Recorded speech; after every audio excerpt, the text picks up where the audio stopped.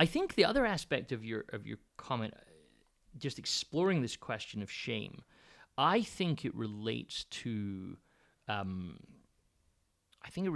dogma, actually, in terms of what we think we believe and how we go about practicing that. And if I could sort of try and unpack that, I would say that we talk about being saved by faith, right?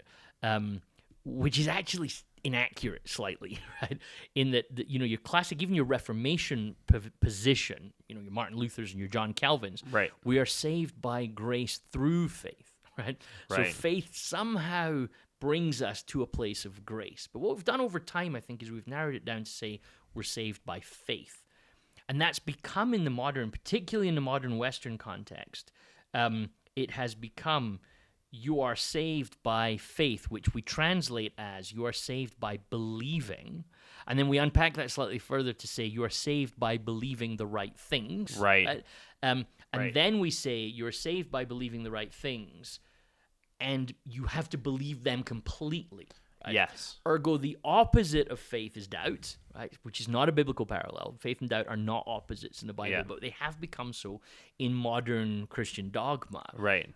So the one thing you cannot have space for in your life is doubt. Right. So, which I think and many of us have grown up in that context. Like the one thing you never tell anyone is, I'm not sure about what I believe. Yeah. But actually, the other thing, if you are saved by faith, and by that we mean, right, saved by believing the right things, the cost of believing the wrong things is very, very high within that dogmatic framework. Right. You get what I'm scratching at? Yeah, I'm tracking. So when I say to you, what if you're looking at the story wrong, Tyson? What you hear is, what if my salvation is in doubt? Yes. What if because I can come to you and go, hey, have you noticed that roof tile slightly squint on your house? Okay, that's easy to fix. Have you noticed you're missing a foundation? Yes. That's a big issue. We're going to start panicking. And I wonder if the shame of why we fight so much about being told we're seeing the story wrongly is because we think the stakes are high. If you're telling me I'm reading the story wrongly, that means I might not even be a Christian. Right. Now, to be clear, I don't believe this, right? Yes. But I think that's the world that our dogma has brought us into. So church becomes a place where we all say, we all believe this with no doubts. Yes. So people with have doubts feel excluded. Yeah.